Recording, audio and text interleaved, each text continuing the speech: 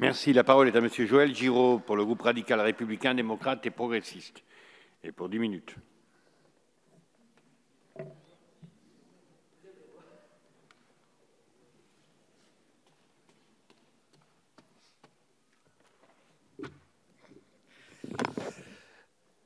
Monsieur le Président, Madame la Ministre, Madame la Présidente de la Commission des Affaires sociales, Monsieur le rapporteur, chers collègues, nous étudions aujourd'hui le projet de loi relatif à la ratification de l'ordonnance 2016-966 du 15 juillet 2016 portant simplification des procédures mises en œuvre par l'ANSM et comportant diverses dispositions relatives aux produits de santé.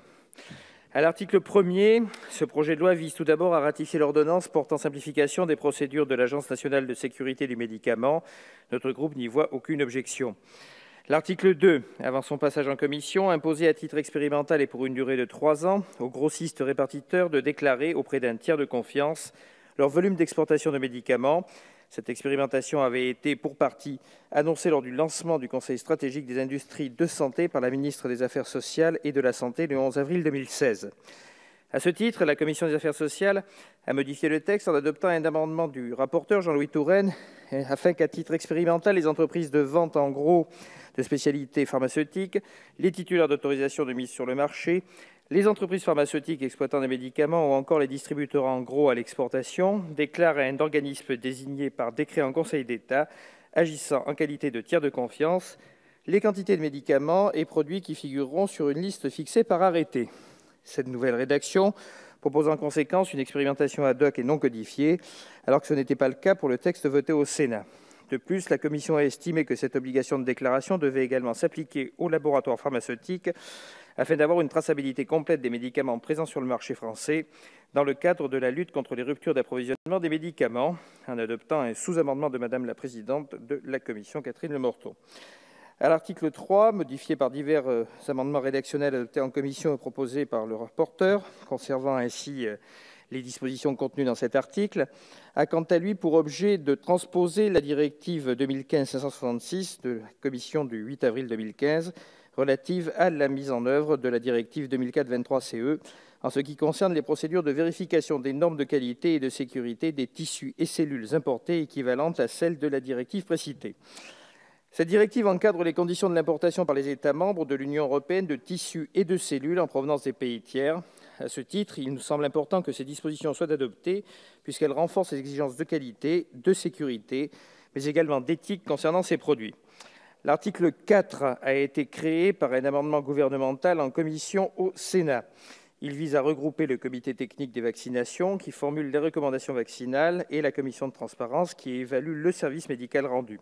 L'article confie à la Haute Autorité de Santé une nouvelle compétence en matière vaccinale. Il ajoute la Haute Autorité à la liste des institutions intervenant dans la conception et l'évaluation des politiques et stratégies de prévention et de sécurité sanitaire. Enfin, il procède à un toilettage du code sur ce sujet. Là également, nous n'avons pas d'objection particulière à exprimer. Enfin, l'article 5 a également été engendré et non créé par un amendement du gouvernement adopté par nos collègues sénateurs. Cet article 5 augmente de 12 à 24 mois la durée d'habilitation de l'article 225 de la loi de modernisation du système de santé. Pour rappel, l'article 225 de la loi Santé autorise le gouvernement à prendre par ordonnance les mesures relevant du domaine de la loi, visant à assurer la cohérence des textes au regard des dispositions de la loi Santé et à abroger des dispositions devenues sans objet. Le gouvernement a donc activé la procédure accélérée concernant ce projet de loi. En effet, l'article 3 a pour motivation principale de transposer une directive européenne relative à la qualité et la sécurité des tissus et des cellules importés, on l'a dit, en provenance des pays tiers. Le délai de mise en place de cette transposition était fixé au 29 octobre 2016. Force est de constater que ce délai est arrivé à son terme avant que notre Assemblée n'ait eu l'occasion d'examiner le présent texte. Aussi, et cela a été rappelé en commission, en pratique, la France encourt désormais des sanctions financières pour défaut de transposition si un retard est pris au-delà du délai supplémentaire accordé par l'Europe qui court jusqu'au 11 décembre. Alors que cet article 3 porte sur un sujet très important, qui est la sécurité et la qualité relative à la circulation de l'utilisation de tissus et de cellules d'origine par importation de ces produits en provenance de pays tiers à l'Union, notre groupe des radicaux de gauche a apparenté déplore que ce projet de loi ne concerne pas uniquement la ratification d'une ordonnance, mais contienne également des dispositions sur le sujet que je viens d'évoquer à l'instant, sujet qui mériterait une plus grande attention lors de l'examen par notre Chambre, avec un temps permettant la réflexion et un travail qui n'étant pas réalisée dans l'urgence. Dès lors, si nous comprenons effectivement l'urgence dans laquelle nous nous trouvons en lien au délai fixé par l'Union européenne, nous déplorons également la procédure accélérée engagée sur ce projet de loi, faisant plus que de ratifier une ordonnance, qui nous oblige aussi à travailler dans des conditions peu propices au débat parlementaire, ce qui est regrettable. Je vous remercie. Merci, Monsieur Giraud.